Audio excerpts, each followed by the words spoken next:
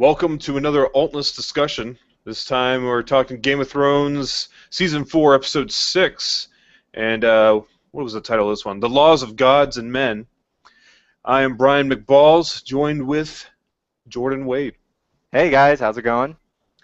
Yep, and the usual spoiler warning. If you have not seen up to Season 4, Episode 6 of Game of Thrones, you will want to turn this off.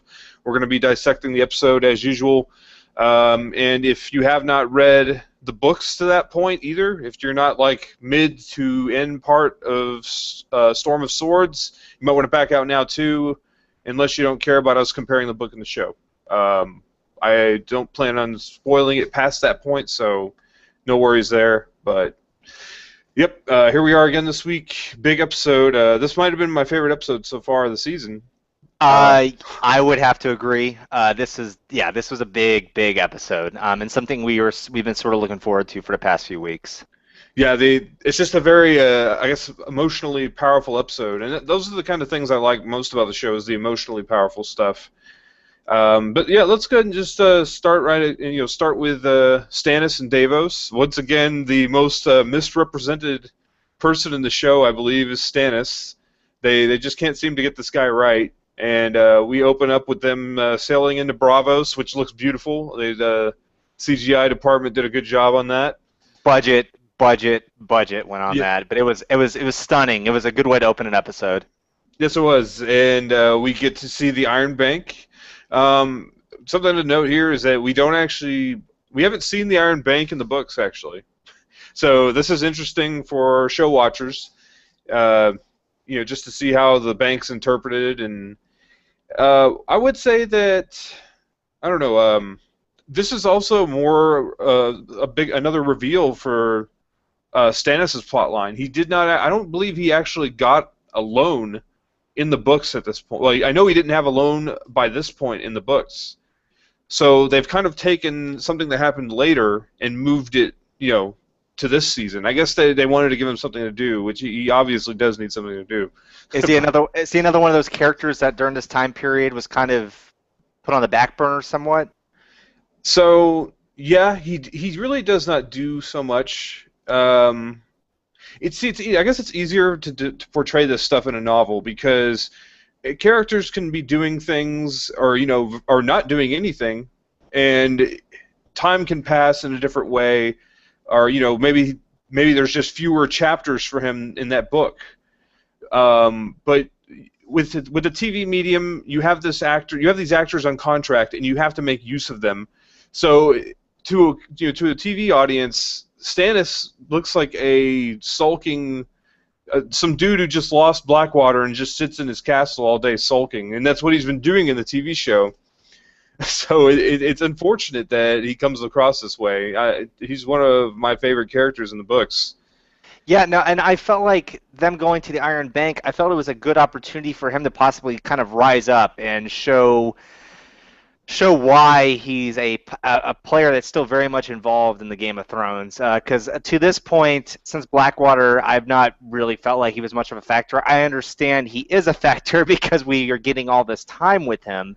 But Stannis, the character itself is not very strong. I say Davos is obviously the more stronger of the two characters within the show. Not saying that he wields power, but that he's more well-rounded. He's more fleshed out, and you feel like he's more of a real character as opposed to Stannis, who just kind of sits there and sulks the whole time. But yeah, like you said, they go in seeking a loan. And initially, the bank tells them they're not interested in supporting, a losing side to the war, basically. That, regardless of if the king is born of incest, they are going to back the side that's winning.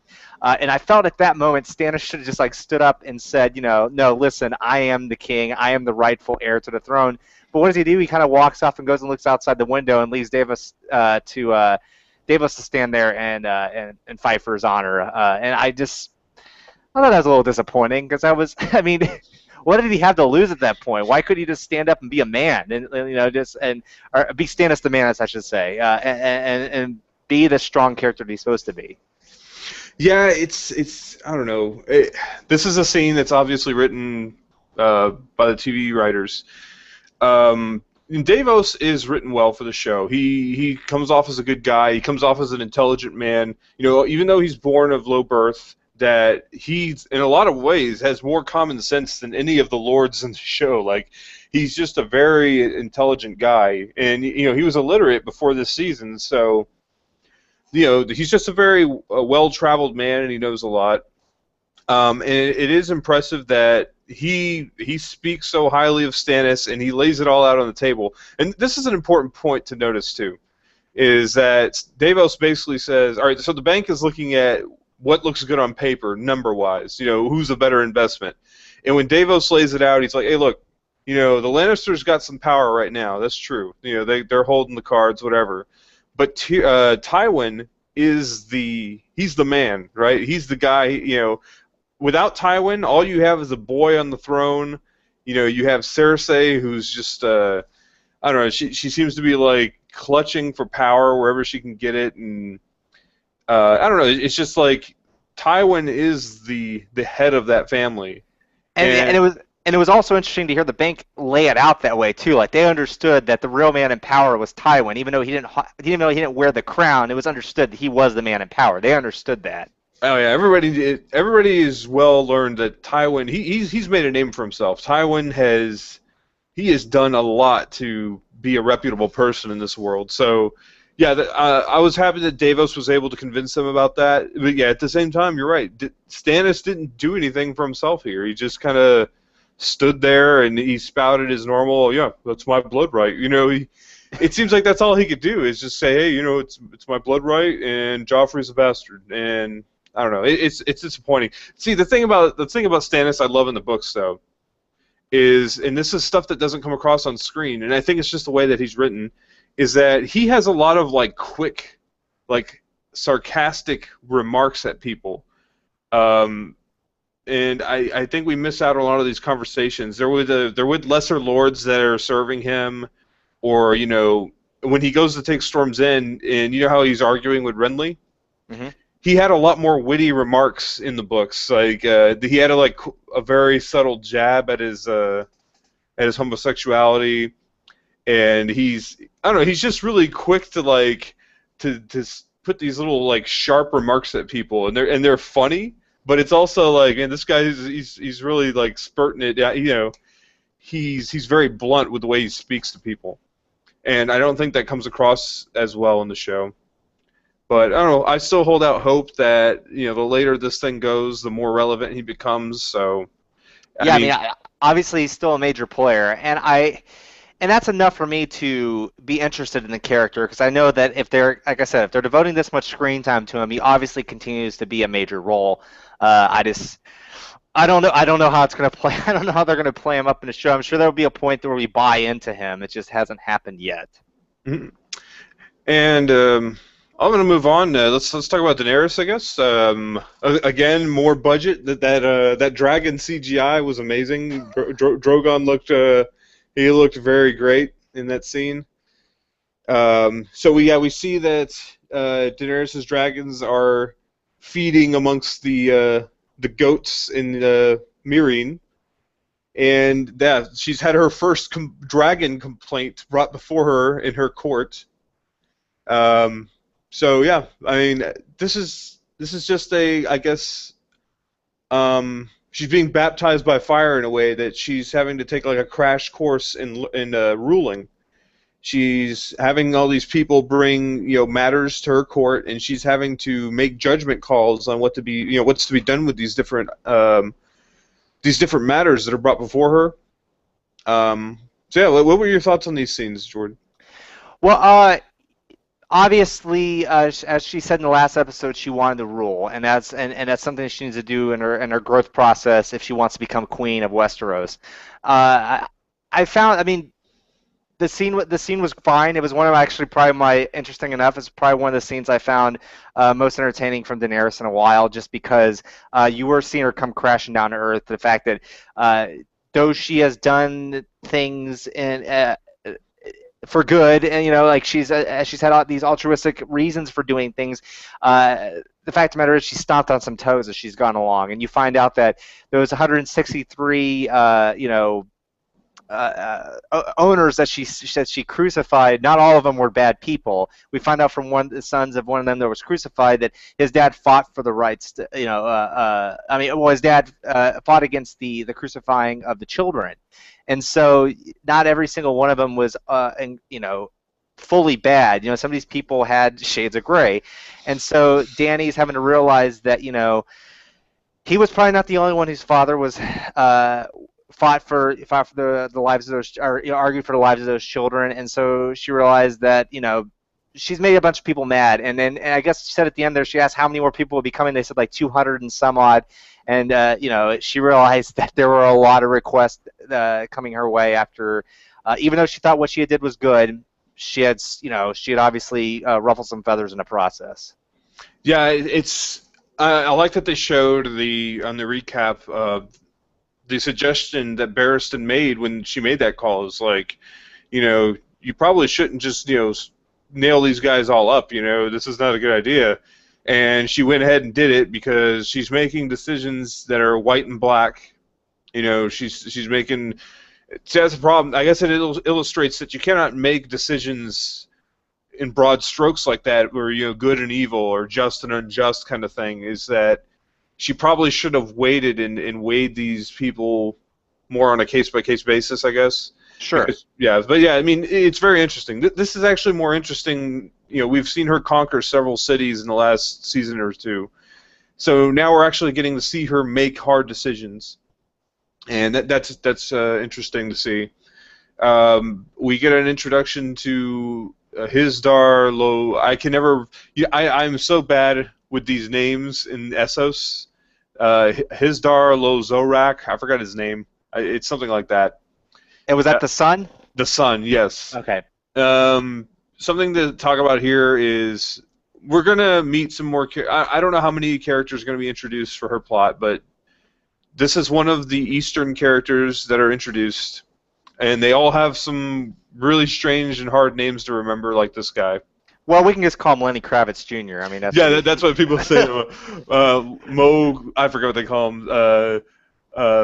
It's something. A lot of people on the board were calling him something Mo Sislak or something like Lenny Mo Sislak, but whatever.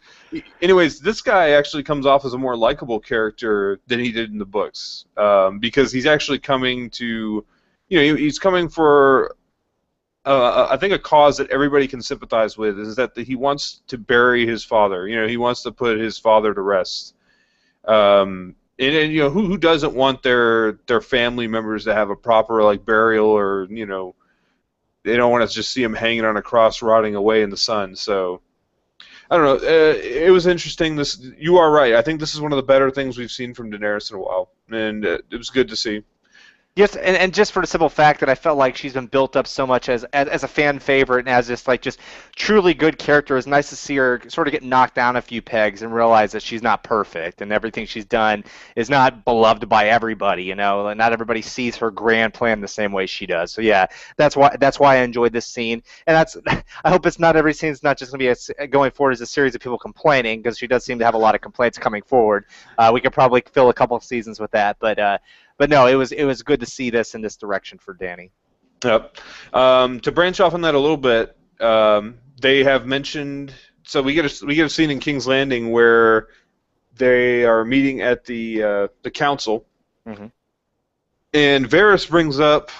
He's bringing up information about Daenerys to the council, and it is revealed again that Ser Jorah was an informant. His original mission, he was the one who was sent to Daenerys by the council with a promise of basically he's been exiled, and Varys promised him if he informed on Daenerys and Viserys that he would be granted a pardon.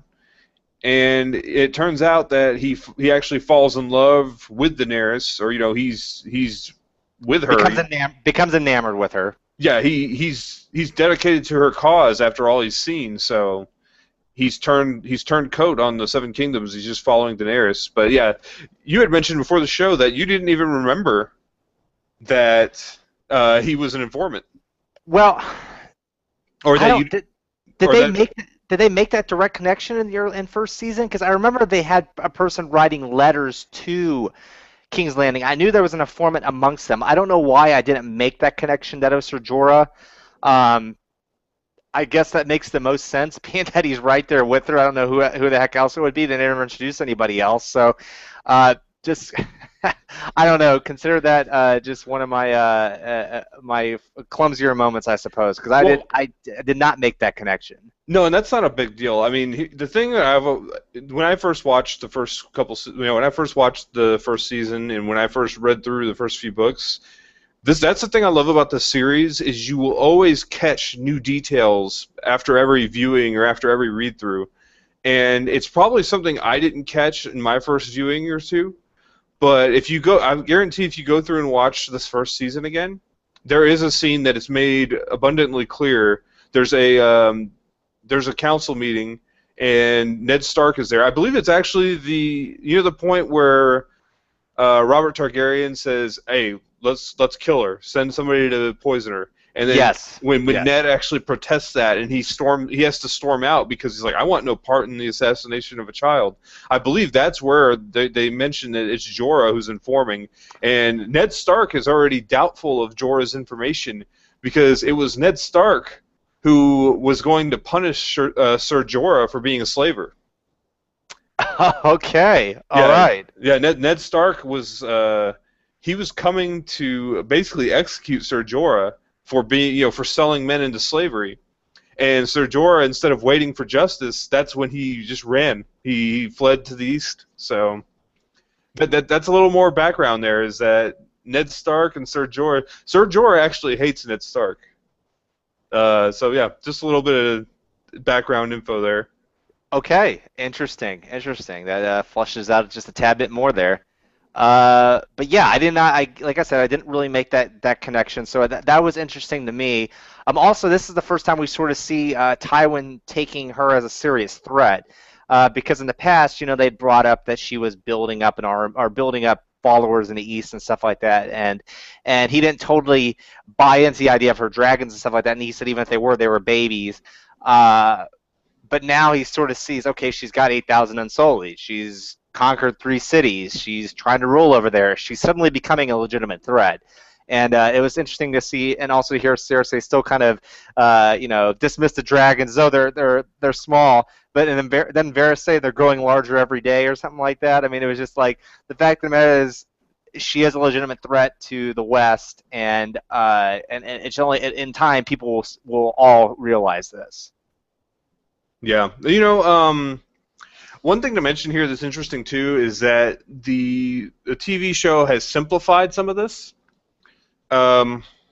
Basically, at this point in the books, they do not know so much about Daenerys.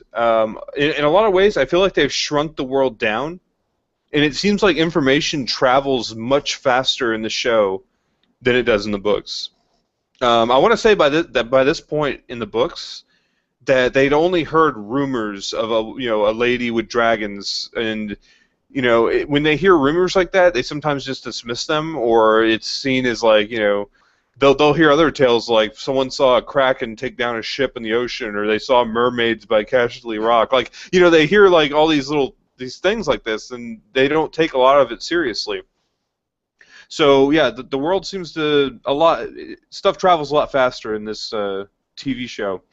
So it is interesting that they are getting this information sooner than they did in the books, and they are, like you said, they're taking it seriously now. Daenerys she's taken a city and has an army, so she's on their radar at this point. By the way, how close? Just kind of backtracking back, how close is Dragonstone to Braavos? Dragonstone, I mean, it's in Dragonstone is still in Westeros. It's an island off of Westeros. Yeah. So it's still, to sail across, they still have to cross the narrow sea, but it's not. Braavos isn't the furthest city.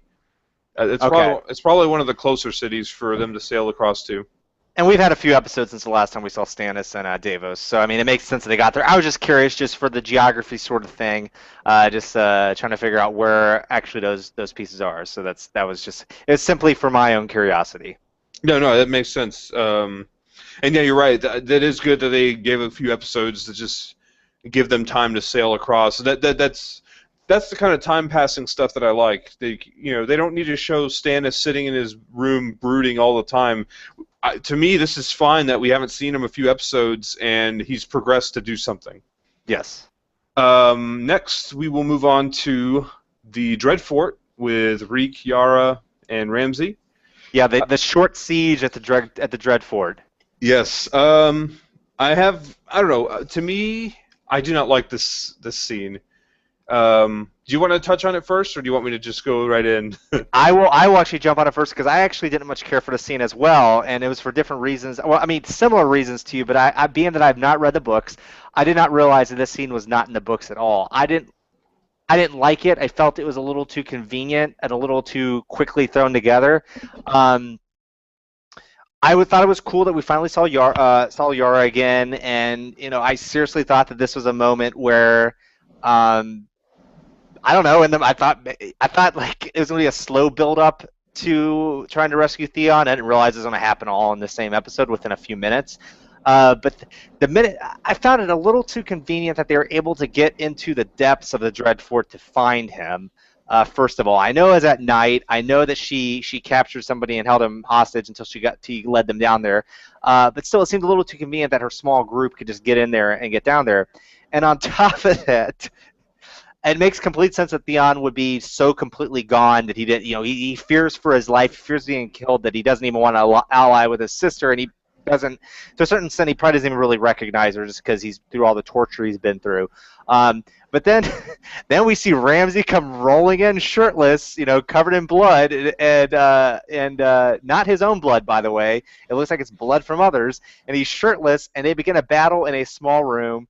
And it was a mess. There was bodies, some people dying, but then they kind of totally flip sides conveniently so that Ramsay is on the same side as Theon and Yara's on the other side, and basically, it was a mess. And the whole time I was thinking, why isn't Carl, the Fukin legend, not in this room with them? Because Carl would own everybody with his two knives because it was close quarters, and Carl would have left no prisoners. That's the only thing I was thinking of. The Fukin legend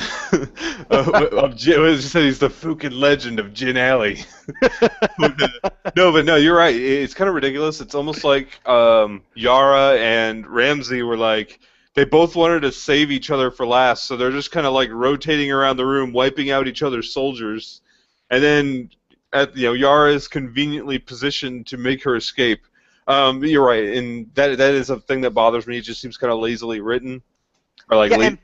Yeah, and by the way, she conveniently gets out with her much smaller group of men, and they're able to make it out of the Dreadfort and back to their small boats. So she sailed all the way from where does she hail from? Forgive me, it's the Iron Islands. The Iron Islands. She sails all the way from the Iron Islands to get to the Dreadfort. She goes in for like an hour and comes out. It's like we're sailing all the way back. It's like it just seems too. I felt it was. I even thought during that, I'm thinking this could not be something from the book, because the book stuff seems to be a little more detailed than this. Seems to have a little more thought put into it. And this was just kind of, as you're probably going to touch on, it just seemed like a way to put some action into an episode that is otherwise all talk. Yeah, that's what I believe the writers did. Is they wanted to inject some action into a dialogue-heavy episode. B, they wanted to make use of the contract obligations they have with the actress of Yara, Ramsay, and Reek. They wanted to give them all something to do, because I can understand that. I don't know. I guess that's one of the problems with adapting to the TV media, is that some of the, like I said, in the books, it's okay for some of these characters to not do much, because the way it is described or told, it's still interesting. In a book, when you're reading something, there doesn't have to be constant action. Even small dialogue scenes are interesting in a book, but I can understand that to a TV audience, they don't want to see people just sitting around talking and doing the same thing a lot, and that makes sense. So yeah, they interject some variety into Reek and Ramsay's typical weekend or whatever, and I don't know. There's a lot of things that bother me.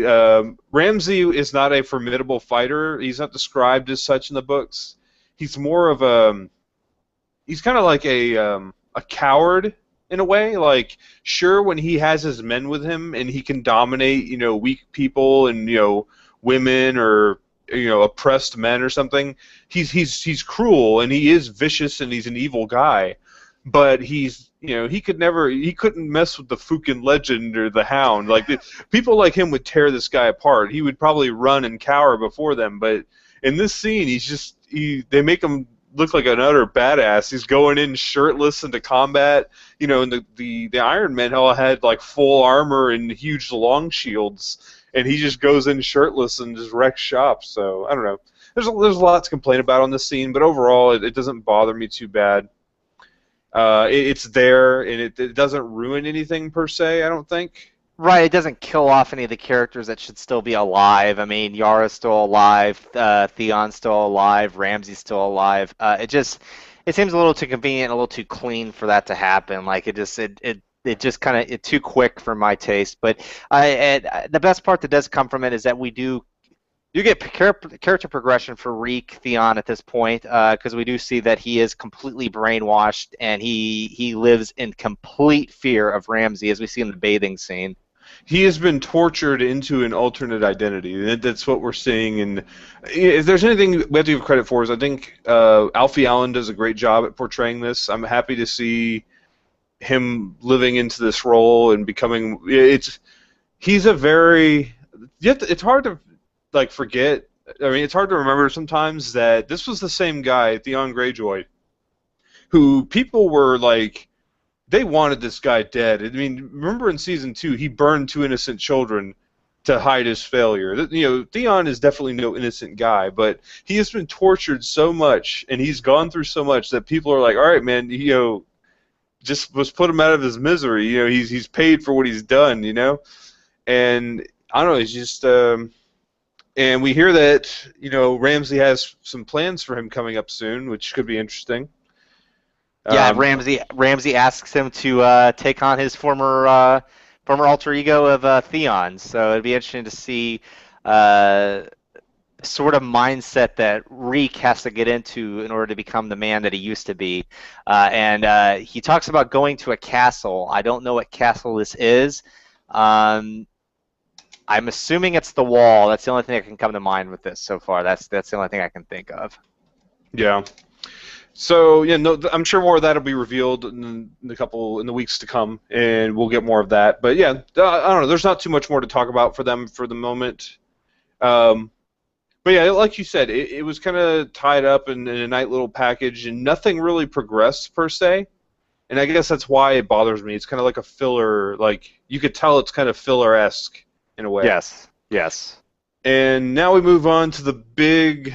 The meat and potatoes. This is the vista of the episode, the trial. And I have been waiting for this scene since the beginning of the season. I knew this would be like, this is basically a voucher for Peter Dinklage to just trade in for an Emmy at this point. Like, I don't know. The scene was brilliant. Let's go over a little bit. I guess we'll approach the people who came up and testified against him. First, we have Meryn fucking Trant, and this is the guy who. Habitually was beating Sansa under Joffrey's command. He did not hesitate to follow those commands. Yeah, he stripped her in court. Yeah, he stripped her in court. He's beaten her. He's slapped her. He's drawn blood. Just by smacking her around with a mailed fist. And he's just this isn't a nightly thing to do. And I think that's why Meryn Trant's a pretty big scumbag. Like he's a false knight in a way. You don't beat defenseless people and weak women or you know what I'm saying. Like, so anyways, Tyrion tries, and this is the thing that I guess really makes you feel for Tyrion at the core is that deep down Tyrion is a decent guy. I think he's gone through enough hardship in life that he has a good moral compass in a way. He knows that he knows how he doesn't lower people shouldn't be treated, and they shouldn't be treated that bad, or they shouldn't be kicked when they're down. And he tries to educate his nephew, and he tries to right some of these wrongs. He basically calls out Meryn Trant on his beating Sansa Stark, and he did threaten to have him killed. And, whether it was a serious threat or not, I think he was just trying to scare him. Hmm. But it's like, even though he had good intentions and he was doing the right thing, these awful people are striking back at him. So Meryn Trant's up there testifying against Tyrion, and he's not telling the whole story.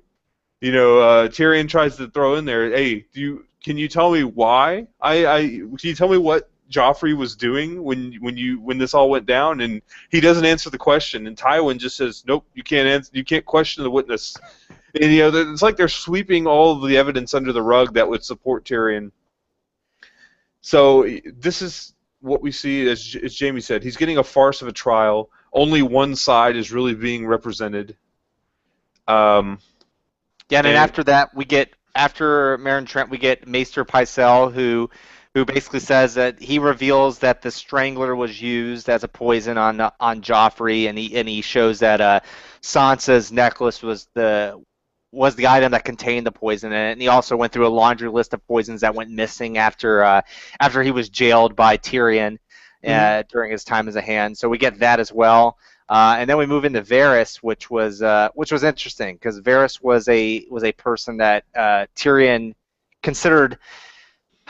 I mean, Tyrion's not naive enough to believe that Varys is a true ally, but I think he felt in the few moments that they had that Varys understood him and that they had an understanding of each other as people that were sort of looked down upon because of who they were or physical differences they had from others. So, but yeah, that was it was interesting to hear Varys sort of turn on Tyrion in court like that. So, in your I'm just trying to flesh out your interpretation, because Yes. obviously I know more that's going to happen and yada yada. And I want to understand, like, from your point of view. This is what interests me. So that's the way you interpreted their relationship, is that Varys has completely betrayed him, pretty much.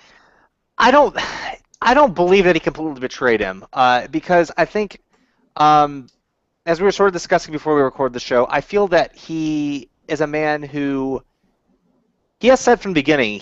I mean, back to when him and Littlefinger were having their little private conversations in the throne room, that both of them were sort of looking out for themselves and they were playing their own games. And we've seen so much bad from Littlefinger, especially in recent weeks, that it's easy to forget that Varys is a person who works in the shadows just as much as Littlefinger. He has his own network. As you said, he has his hand in many pots. He's moving stuff around and he's a power player, and we have to remember, and we're even reminded of this before the trial even occurs, when Varys is was in the throne room with Oberyn, and they're sort of getting their introduction to each other for the audience, and they Oberyn was asking about what he fancies, men or women, and he says he doesn't fancy either. In fact, he said he has no desire, and he feels that having no desire allows you to pursue other things. And he subtly moves his head toward the throne. And so we were kind of reminded that before this trial occurred that as much as we've been sort of won over by Varys in the past couple seasons, the fact is he's a shadowy character and he has his own agenda. So him turning on Tyrion was just another way of playing the game. I don't think he was never a friend of Tyrion's to begin with. I think that Tyrion felt that and again, Tyrion's not naive enough to believe that Varys is a full confidant, but I felt like maybe Tyrion felt like he had some sort of understanding with Varys, but I don't think they ever at one point considered themselves full allies. I think they both understood that they had their own things going for them. Yeah, that's pretty accurate. That's a good interpretation. Like, they are both. It's a complicated relationship, and ultimately, and Varys has stated before that if it comes down to it, and he did this with Ned Stark too. Ned Stark had the same conversation with him. He's like, "So how come when all these guys turned on me, you stood there and did nothing?" And then Varys was like, "Yes, then I would do that again." Like, he's like, "I was an unarmed man and unarmored," and Varys is, when it comes down to it, he's going to do what's best for him over what's best for his friends. Right, right, and he can respect when people act in noble cause, such as Ned Stark or such as Tyrion trying to be the hero and trying to save the city and stuff like that. He can understand and appreciate that, but he also understands the game enough that the noble thing is not always the thing that'll keep you alive. So and Varys very much operates in that way. He understands how the world works. Yeah. And that was, and like you said, even though Tyrion wasn't fully, he didn't consider Varys a close friend or a confidant, he still hurt that with Varys's testimony against him. And then the big reveal comes in that Shae is entered to testify against him, and this just totally destroys Tyrion. And yeah, go ahead. But before that, we should mention the fact that Jaime did try to in between Varys and Shae, Jaime did try to go in and talk to his father about pardoning, not well, sort of pardoning Tyrion at first and calling off this farce of a trial, as he called it. But also, but even just sort of beg for his life and beg for mercy from his father, and he sort of backs into an agreement that he will go back to Casterly Rock and become, the Lord of, keep the Lannister name going, and he feels like he's making a good deal that allows him to have the upper hand, but Tywin sort of turns it on its head and is like, basically, like, I was going to always allow my son to be able to beg for the wall, yes, you will do this, and you will make more Lannister.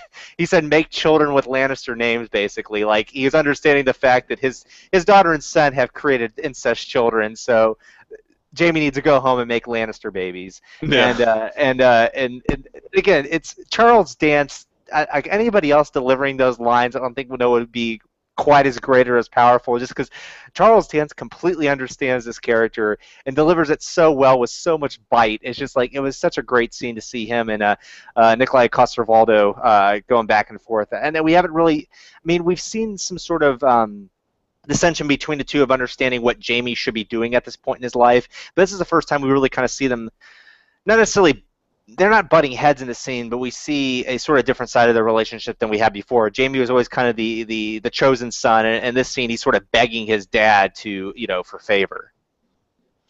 Yeah, and that's one of the good things.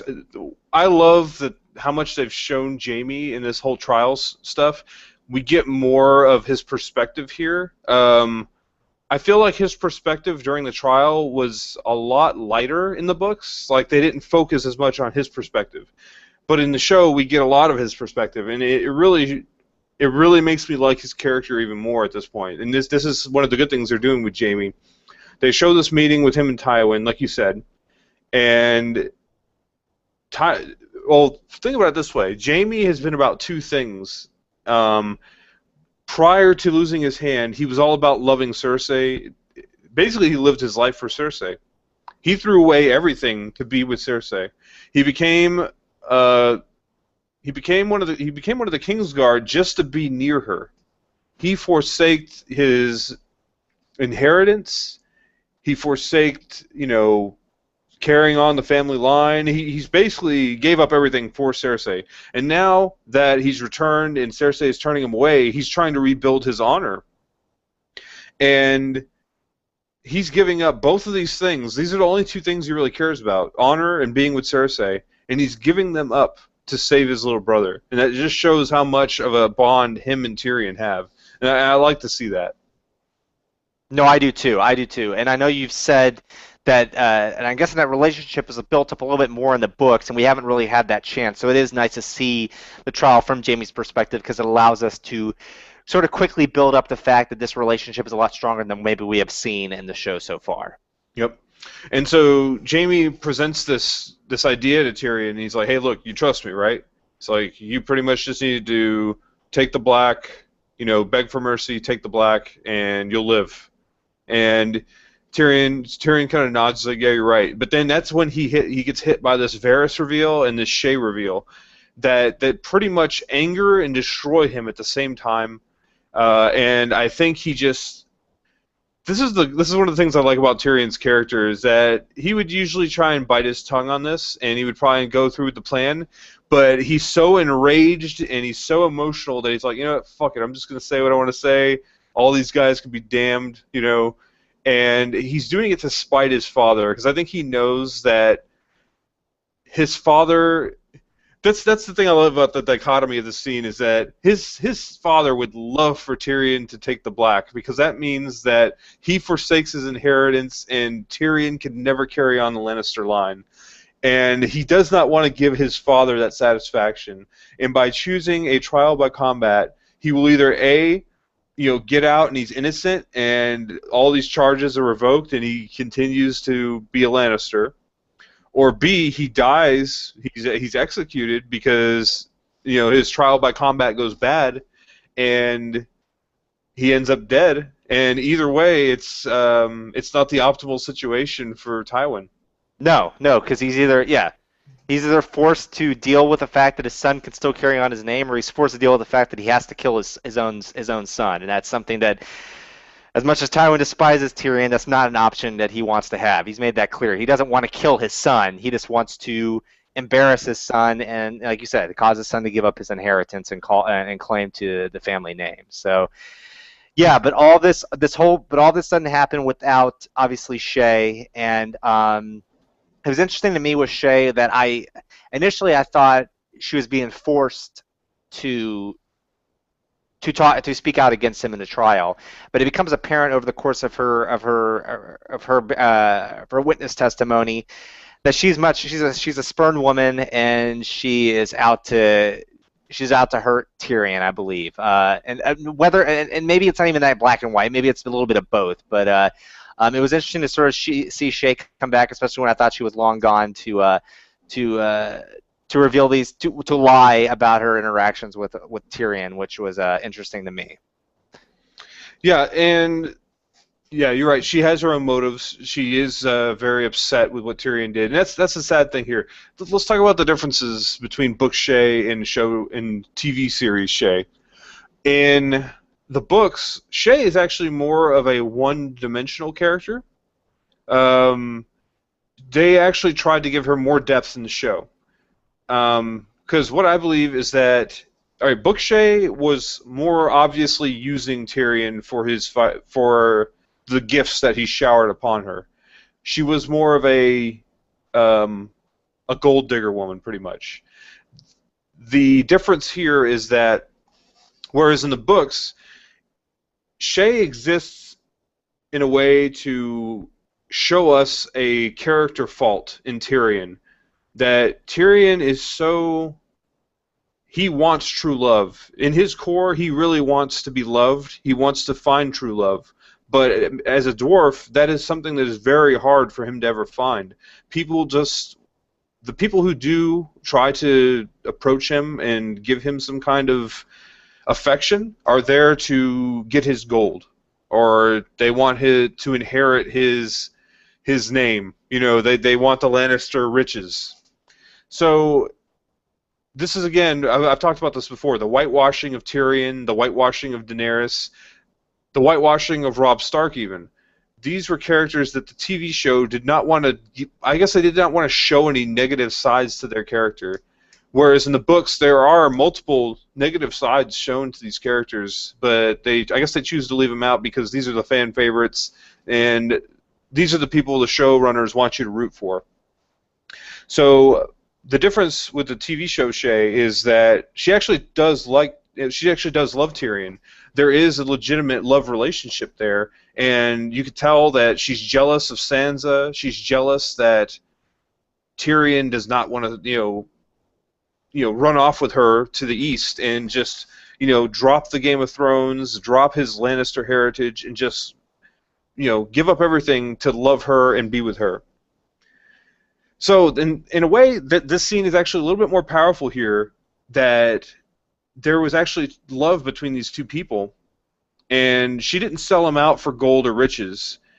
She is misunderstanding that Tyrion was trying to send her away to save her because he loves her, but she doesn't know that. She thinks that he was just trying to get rid of her, and she's trying to get revenge here. So these are two people who loved each other that are now at each other's throats, and their relationship is destroyed.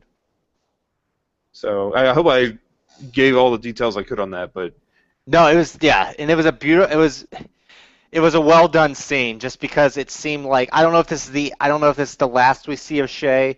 If it is, it seems like a fitting way for her to go out, because yeah. Tyrion, I was going to ask, did you anticipate that she would show up in the trial at all? No. Okay, so this came out of nowhere for you? came out of nowhere for me. I seriously just wrote her off as she was gone. I didn't dismiss the fact that she may show up again down the line, but I thought that that might have been the it for her on this season. I thought she had been gone. She was hurt, but she was gonna go back off to the east and live her days there. But no, I was blindsided by that. And I actually, once I saw her on screen, I I didn't fully believe that she would totally buy into turning on Tyrion. I thought it was gonna be one of those things where it was going to be there and play it out as she was forced to do it. But as the scene went on, you realize no, this is coming from her heart. She's spewing all this out. Though she's saying lies, the emotion behind it is very real for what she's saying, and that was well done. And it was great acting by both of them in that scene, just because you could see the inner anger behind her false words about Tyrion. Yeah, and I want to point out too that I want to say it's a mix of both. That remember she was supposed to be on a ship to go to the east, Yes. and obviously after Joffrey's murder, they halted all the ships, and that's probably where they caught her. And I think that she is under duress to testify against him, but at the same time, you're right, she does want to. So I think it's a mix of both. Yeah. And one other thing I want to point out is classic Oberyn moment where she's like, he made me do other things to him, everything, and then Oberyn's like, what kind of things? Like he's all interested in the sexual angle of it. So I thought that was funny. We didn't get a lot of Oberyn in this scene, but the little tidbits we did get were great. Oberyn is a fun character. Yeah. But no, I think that's all I had to really talk about. The episode was pretty straightforward, and it's really just a huge setup for the following weeks to come. Was there anything else you wanted to comment on? Well, no. Obviously, we're going to get the trial by battle, or at least we're assuming that. And so I'm interested to see how that plays out. In the past, when this has occurred, Tyrion was allowed to choose a champion to fight for him, and that's how we were introduced to Bronn. Bronn is still around. Jaime's around as well. So do we get a chance? Is Tyrion going to call upon a champion this time around? Does he have that option, or is he actually going to fight? I don't know. It could go in either way for me. I think he's pissed off enough to where he says, "Screw it, I'm going to fight on my own." But yeah, it'll be interesting to see who fights for the side of the kingdom. So there may be some options there as well, but yeah, it'll be interesting to see how that plays out. I'm hoping how it plays out next week, just because I don't know if I can hold off suspense to see if it's going to take a couple episodes. Do your best to avoid spoilers at all costs. I see things popping up very frequently now, especially with some of the more reputable sites I follow on social media. They're putting things in the titles that, while they're not just blatant spoilers, they do kind of allude to certain things, or they point your attention to something that you normally wouldn't pay attention to. And so I think they're inadvertently spoiling things by directing your attention to stuff. So yeah, I'm really anxious to see your reaction to how things pan out, because I think it's going to be pretty awesome, and I think you're going to love it, especially if you're going in fresh. It's going to be great. Okay. Yeah, so I think that's all we had for this week. It was a pretty straightforward episode. Join us next week. We record on Mondays usually after the show. Next week's episode is Mockingbird, episode 7. So yeah, this season 3 or season 4 roller coaster continues, and I look forward to discussing this with you next week. Because yeah, like I said, we're just going to have amazing things being revealed every episode. I don't think it's going to slow down at all for the rest of the season. But yeah, I'm Brian McBalls, and this is Jordan Wade, who's joined me. And follow us if you want. I'm at McBalls. He's at JJ Wade. And you can check out all of our other videos at altness.com. And yeah, check us out, guys. Until then, we'll see you next week.